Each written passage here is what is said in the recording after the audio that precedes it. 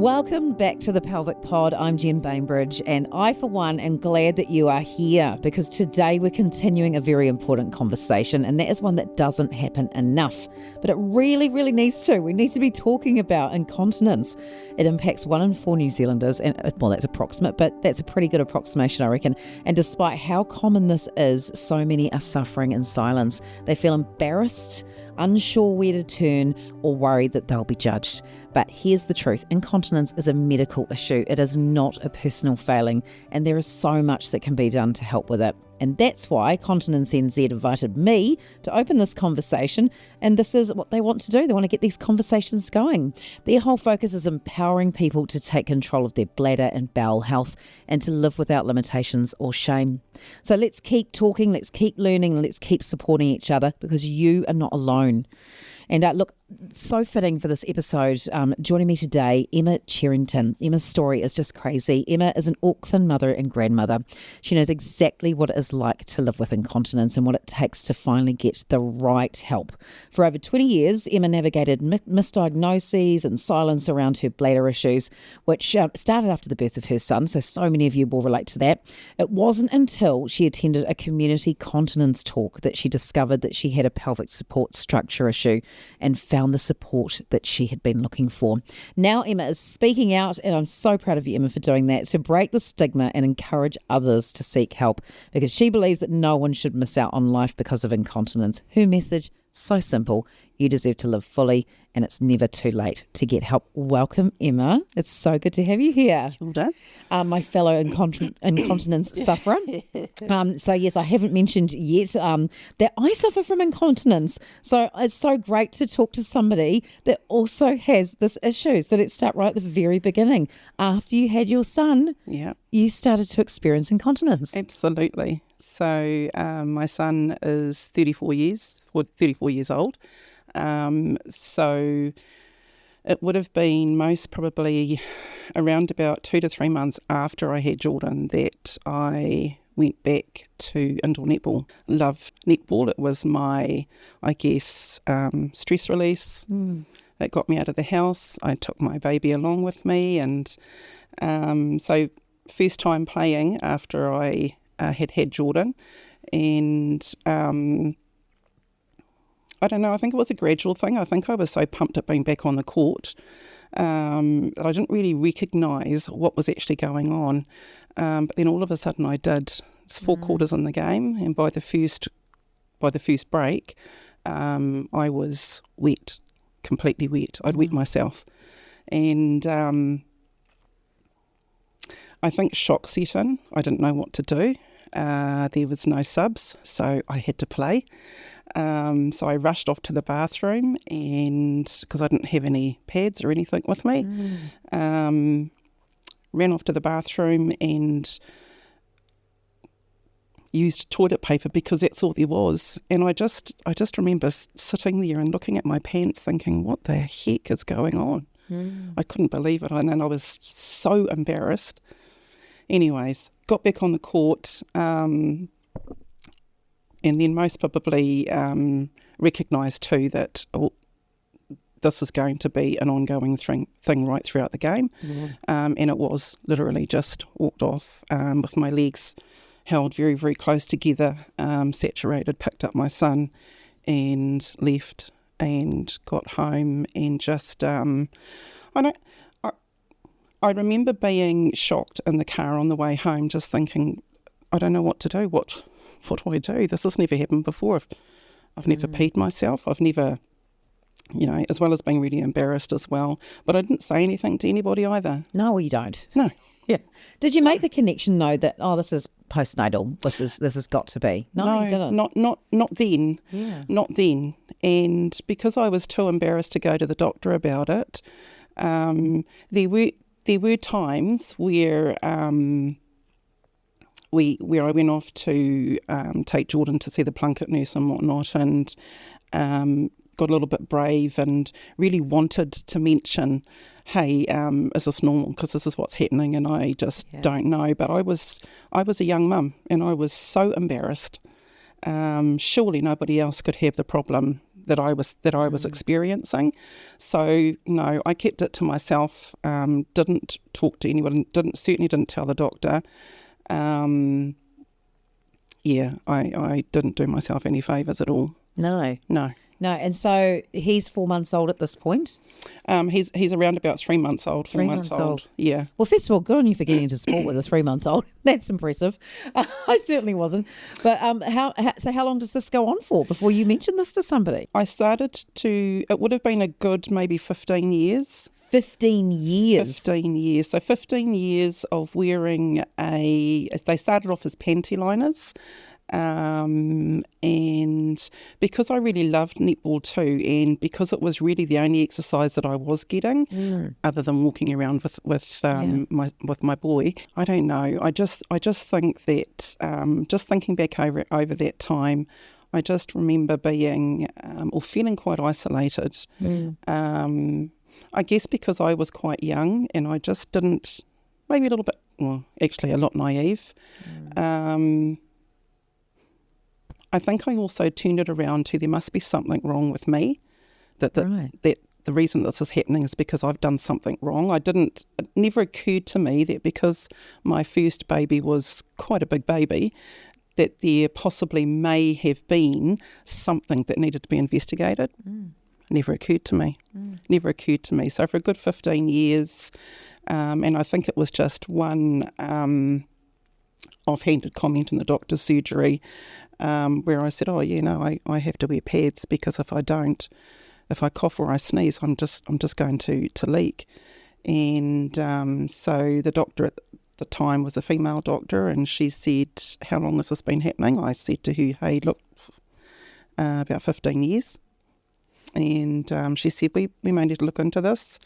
Asked me a few questions about the delivery.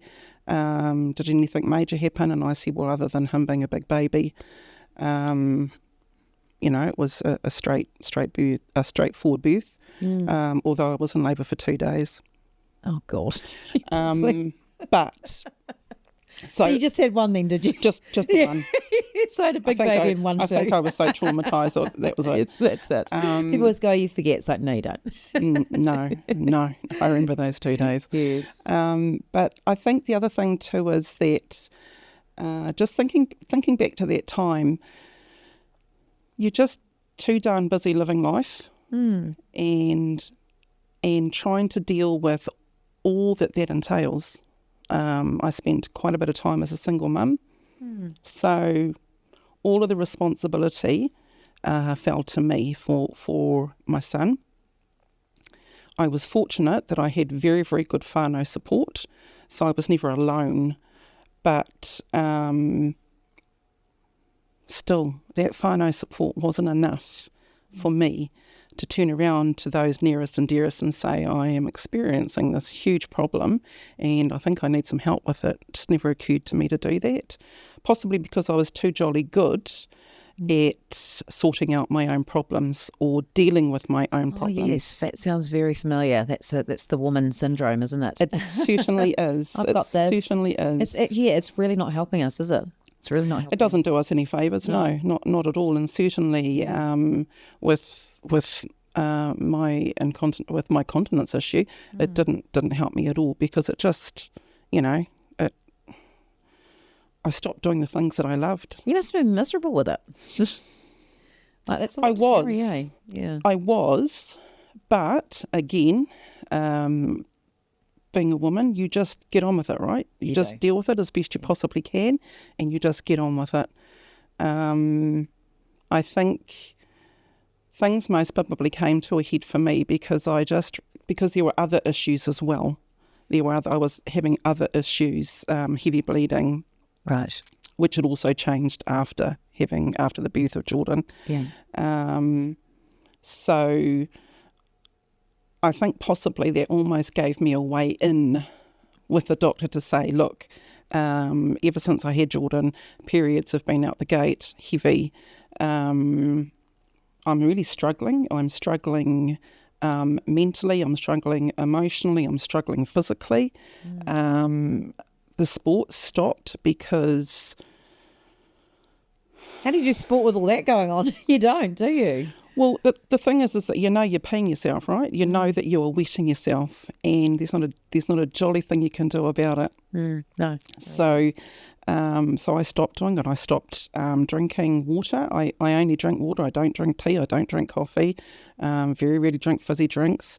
Do you drink alcohol? No. Yeah. So they all make you go to the toilet, right? That's right. Right. I wasn't a prolific drinker or alcohol drinker anyway, but certainly water was my thing. And you try and lessen the drinking so that you don't have to go to the toilet that much, but then you run the risk of UTIs, urine infections and dehydration. And as a mum, There's so much going on here, isn't there?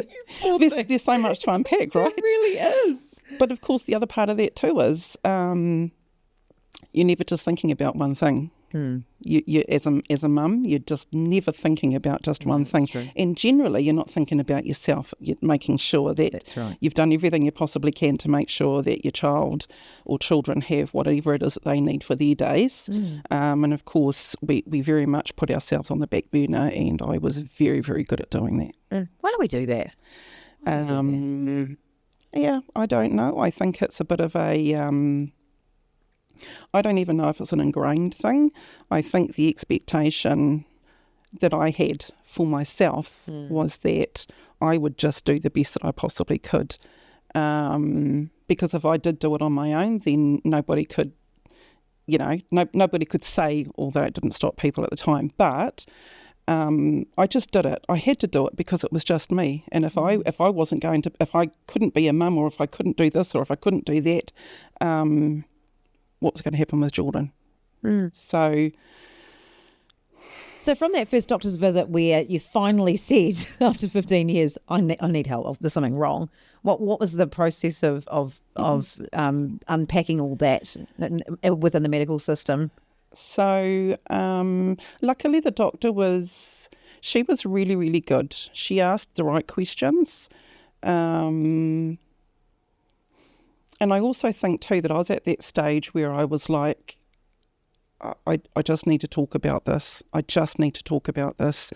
I'd actually been to a pelvic floor Like physio. Yeah.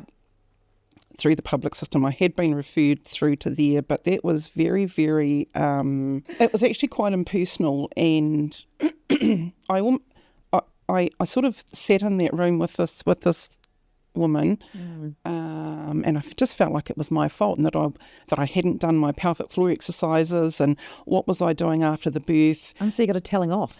That's how I felt. I felt like I'd done something wrong. Yeah. And so I was in the hospital for 2 weeks after I had Jordan. Yeah. Part of the reason that I was in the hospital for that long was because I didn't want to leave. Yeah. I was quite happy in the hospital. Either, I was the same. But the other part of that too was after you've had your baby, you are then different people come around and they talk to you about, hey, this is what we're offering, come up to the day room. So I knew that I did know that there were classes going on, but I was a bit embarrassed about going off to those classes. Mind you, I didn't have any symptoms at that stage. There's a theme though, isn't there? Just embarrassed. Don't want to put yourself out there. Yeah. And I had this real stigma about being a young unmarried mother.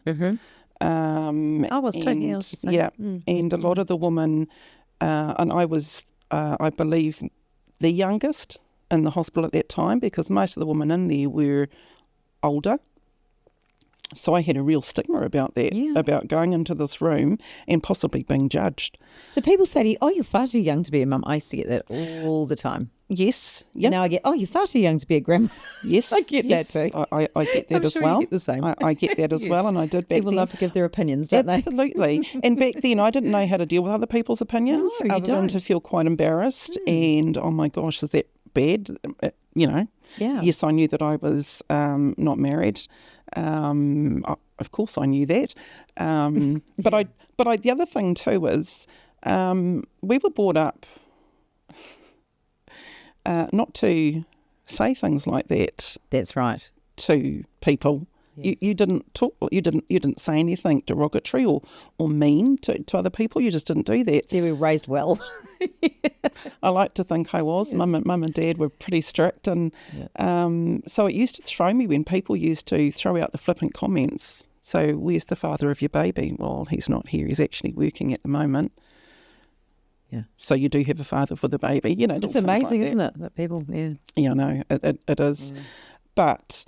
That all contributes, though, to where you were at, right? You were too embarrassed to talk about. You had all this judgment coming at you, and you just got too embarrassed to talk about this issue. And 15 years later, finally felt empowered to say something because you just had enough, right? I think. I grew they talk about everything in life happens for a reason. You go through what you need to go through in order to outgrow whatever it is that you need to outgrow. Yeah. I was shy. I was naive to a lot of things. I didn't speak up for myself. And over time, I learnt that more so as a mum. I think so for 15 years later, I was at the stage where I just thought, well, I can talk about this because it's still jolly happening. And if I don't talk about it, then it's just going to get worse and worse and worse. So what did the doctor do?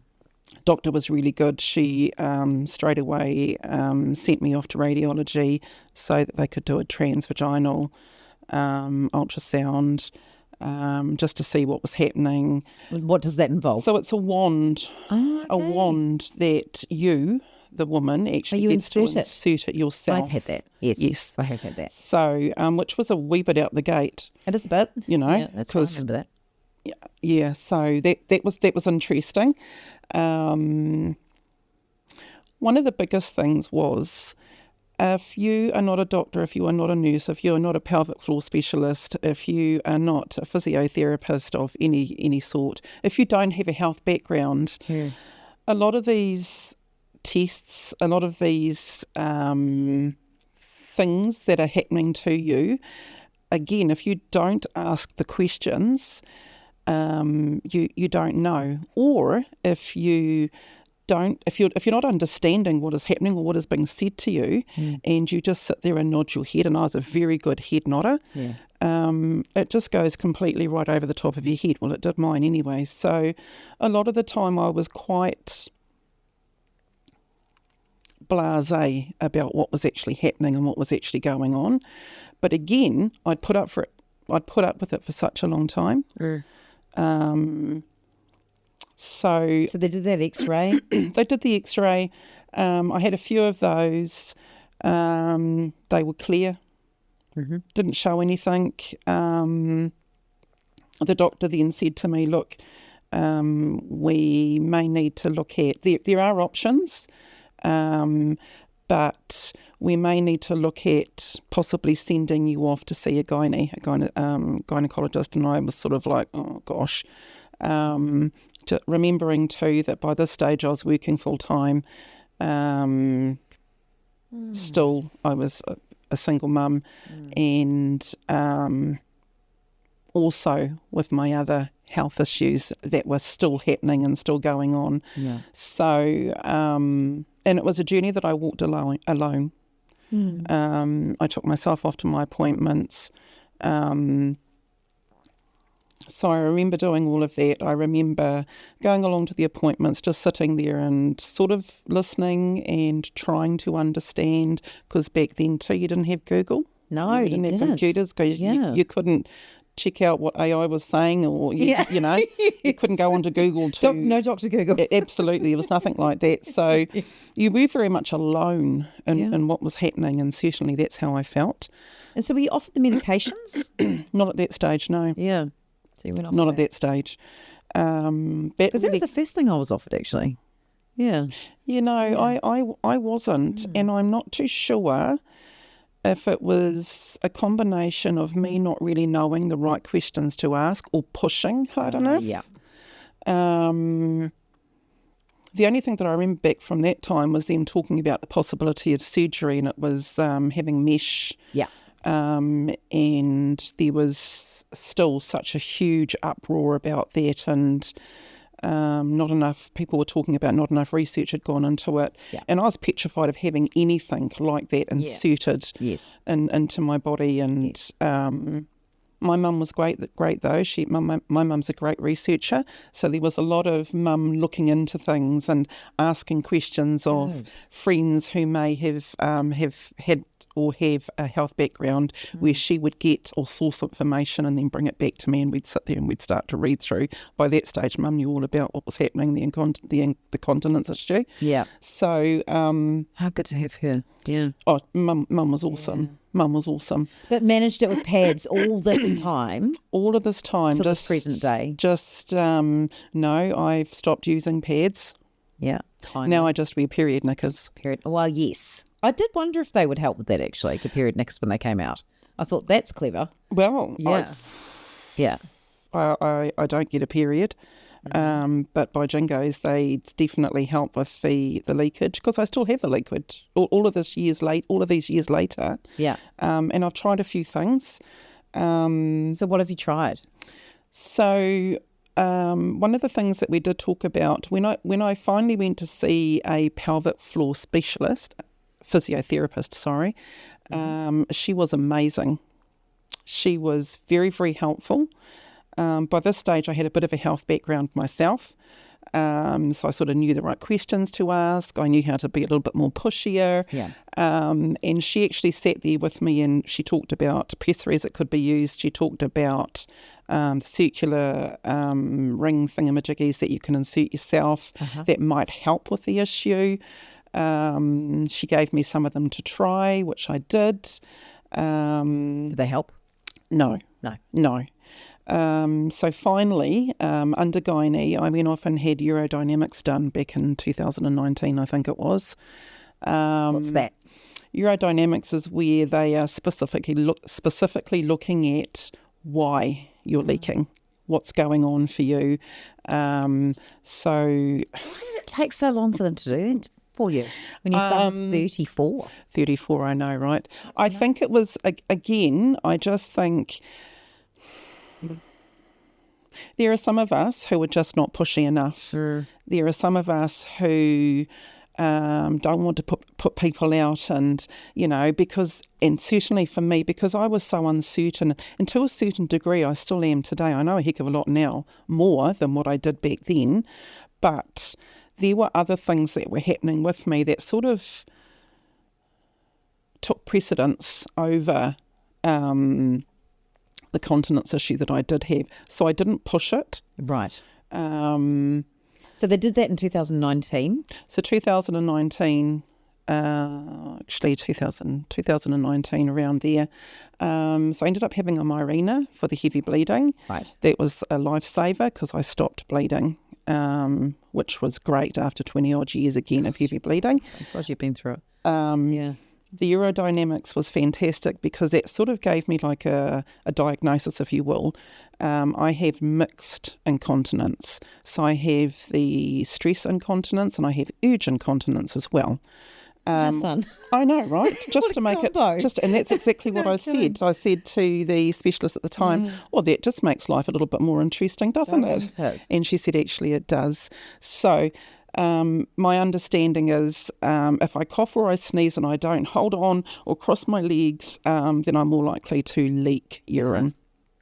Yeah. The urge incontinence is if I have to go to the toilet, I have to go now, because if I don't, I'm just going to pee myself. Right. Yeah. So which is why it was always easier to wear a pad, right? Because if I cough or sneeze, it doesn't matter, I've got a pad on. If I can't get to the toilet in a hurry, then it's okay, I've got a pad on. But with the period knickers, you have to worry. Well, you don't have to worry. You don't have to worry. But, I've had to giggle over the years because I get to a certain stage where I think, on my life, I've got to go to the toilet. And I'm standing at the toilet trying to pull the knickers down in a hurry because I know what's going to happen. And I can already feel myself going. And, of course, I'm swearing and whatnot else. Oh, for God's sake. And, of course, the knickers get stuck and it's just a whole thing. But I think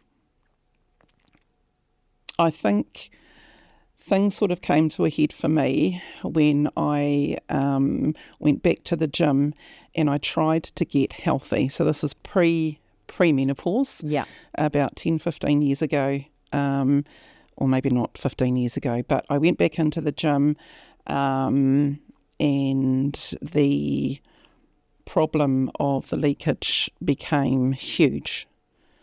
Doing weights, squatting, exercises, all the things, and I went from wearing thin pads to big, thick, bulky pads, having to wear a sweatshirt around the waist because, again, and it was a woman's gym, for goodness sake, but I was just so embarrassed that, and I, you get quite conscious that people might smell the urine. Of course, yeah. So there was all of those sorts of things, and I think that was it for me. I was done. I was just over it. If I wore the pad for too long, I was going to give myself a urine burn, and it was itchy, and then I ran the risk of UTIs. More so then, I started to get quite a few UTIs. So that urodynamics was actually really, really important for me because by that stage I was actually already looking at the possibility of having the surgery done to have the mesh because I was... Had enough. Yeah. What do they do in the urodynamics? The urodynamics... How do they actually test you? So you are attached to all of these cords and lines that are attached to a screen, and when you feel the need to go, you've got to jump up off the bed, you've got to stand over some blueies that they've got out on the floor, and you've got to pee. Really? Is that how they do it? That's exactly how it is. So thank goodness you're only in the room by yourself and there's one other person, and what they're doing is they're monitoring. They're monitoring, so I had to have cords attached to the bladder. So they're monitoring your output and whether or not you're completely emptying. Wow. Yeah. So that was a real lifesaver to get that done, though, to really understand what's going on for you, right? It was, for me, it clarified a lot of things and it made a lot of sense by that stage. And I think it was at the beginning of my journey with the gynae saying, as I get older, it's just going to get worse, right? It's not going to get better. I'd had all of the you need to lose weight, Emma. You can't, to be then told by the gynecologist, no, I'm not going to do the surgery because if you're bigger, chances are less that the surgery is going to be a success because of all of the pressure that is pressing down on the bladder. So, it's one step forward, 5 steps back. Yeah. And then after that, after I heard that the gynae wasn't prepared to do the surgery, I pretty much walked out there giving up, thinking it's just back to thank God for period knickers. But in recent years, it might be this year, you have decided to explore the Botox treatment. I have. Yes, and I had a conversation with a urologist about this some years ago because, I have a diverticulum, so I have that stress incontinence. So it's not that you're, what was the other one called again, sorry? The the two of us with our perimenopause trying to remember words. So there was stress incontinence. What was the other thing? Sorry, stress and urge. And urge, right. So I've got the stress incontinence. So I did talk to a urologist about the Botox, and he said that, look, we can use it, but sometimes it can work so well that you need to have a catheter bag all the time. Yes. And so you've had it done. Yes. How did it go? I was very nervous about the same things because you don't want any more issues on top of what you're already dealing with, right? Yeah. So I was really, really nervous. I've always been nervous about having any sort of procedure unless I know that it's going to fix the problem. What is not working once and for all. And I don't have to keep on going back and have, and then go back and have something done. But I was at my wit's end. I talked a lot with my gynae about Botox and she was happy for me to have it done. That was one big thing, that she was happy for me to have it done. Yeah. So I was very much guided by that stage from my gynae. We talked about the possibility of what happens if it doesn't work and or it works too well. Yes. And then I have to have a catheter. And of course, I think my first question was, well, how long does that work for? Yeah. Does that mean I'm going to be having a catheter for the rest of my life? Yes. And she said, no, just until the Botox begins to wear off and the bladder goes back to doing what it needs to do. So I was sort of, so when I heard that, I felt a little bit better about it because I thought, well, shucks, okay, look, I've put up with this issue for 30 odd years. Pretty sure I can cope for a month or two of having a catheter. And I sort of even wondered then too, if I do have a catheter, does that mean that I don't have to worry about urinating at all? Yeah. I'll just pee into the bag. Yeah, that's right. Whenever I need to pee, sort of a thing. No. But you didn't need to. It didn't happen. First, and it so worked. I've had it twice. Right. And you go, it's surgery? It's under a local. Yep. I just go over to North Shore Hospital. Yep. And the gynae team are fantastic. The first time I had it done, they had very, very good nurses who just sat there with me, explained everything, who reassured me, who put the local in, which is just inserted into and through the vagina, and how long does it take to work? They reckon it's about can be anything up to 10 days, I think it was, from memory. Or was it a couple of weeks? Could be a couple of weeks, I'm not too sure. And you just suddenly start noticing, I don't feel so urgent anymore. That's right.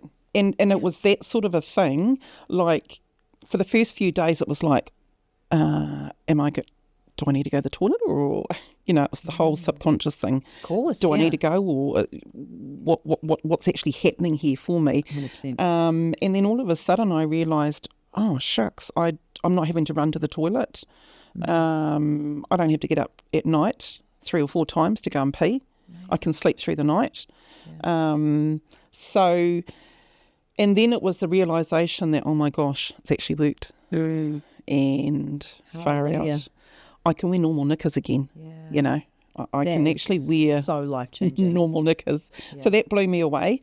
I had to do a lot of praying before they gave me the local. And I knew that my mum was at home praying for me, and the whānau were all wishing me well and whatnot. That's nice. So that was really, really cool. But I tell you what, I was so glad that I had it done. So it's fair to say that has been your most effective. Most effective. And the most, I guess, Botox compared to surgery, there is no comparison because it's, half an hour. And then you're in, and you're watching. I like to watch on the screen. I like to watch them injecting the bladder. Yes. I think it's absolutely fascinating. Some don't. Fascinating. It is. It's fascinating that somebody even thought to try it. Really, I know. It is. I know. And it works well. So I'm due for my 3rd lot. No doubt I'll be getting a phone call from the gynae nurse saying, hey, Emma, how's it all going? Do we need to book you back in? Because that's the only downfall of Botox. It runs out. It runs out. So, is it free? I'm guessing yes, it is, because it's North Shore Hospital, so it is free, of course. Yep, so under the public health it's system. Funded. It's been the most effective thing you've tried, and it's been completely life-changing. Absolutely, it has. It absolutely has. Yeah. I've got a really good bunch of mates, or one in particular who had also had Botox. I also have a mate who's a nurse at Green Lane Hospital, and she also spoke to me about the Botox too. So I began to do, I'm not very good at researching anything that's going to happen to me, because part of me is still, I don't really want to know. Sometimes that's all right. I know, right? Ignorance is bliss. Ignorance is absolutely bliss. Yeah. So I have quite a good support, and we talk about these things a lot. My whānau will know about my issues. And look, Emma, I just take my hat off to you. You're removing the stigmas, not only from the Botox treatment of for this issue, but in general, just lifting the veil on something we're not talking about. It's something that, yes, it is embarrassing. It is hard to talk about it. There are so many misconceptions around it. And I really praise you for coming here today and sharing your story. And I hope that more and more people, or even just one person, is inspired to do what you've done and finally speak up for yourself and do this for yourself. Absolutely, and that's what it's all about, right? Absolutely. We've got to take care of number one, because if we don't, nobody else does. So it always starts with hair. Yeah. And for those issues, they are so common. And as women, we just don't talk about it enough, and we should be. It should be normalised, because it is very, and even as we get older, if we don't have it back then after childbirth or before childbirth, It's still going to happen. at some point in life, you're quite possibly going to be having continence issues. So let's normalise it. Let's talk about it. Let's have those jolly discussions. But also too, let's talk to our doctors about things, and about really talking to them about the things that are really, really bothering us. Yeah. Especially in regards to our own personal health. So I'm all for it. Talk more about it. You're an amazing advocate. Thank you so much for joining me today, Emma. I really, honestly have loved our conversation. And again, I feel like I'm not alone, because I've struggled for 28 years with, that similar issue, and it really is so hard to talk about it. It is. So Good luck. Good luck with your journey. Thank you. And I really hope this episode has inspired some of you to now seek help. It is out there. It's available. This conversation is going to continue throughout the series. But if you do want more information, please do head to the website right now, continence.org.nz, where you'll find useful resources that can point you in the right direction. And you can also reach out to the team at the Continence hotline on 0800 650 659. They are warm and welcoming, and they are used to answering these questions. And don't forget to talk to your doctor, as Emma said, or your pelvic health professional. They're there to help support you. And the hardest part of this is starting that conversation, right? So start the conversation. Thank you so much for joining me, Emma. And till next time, mā te wā.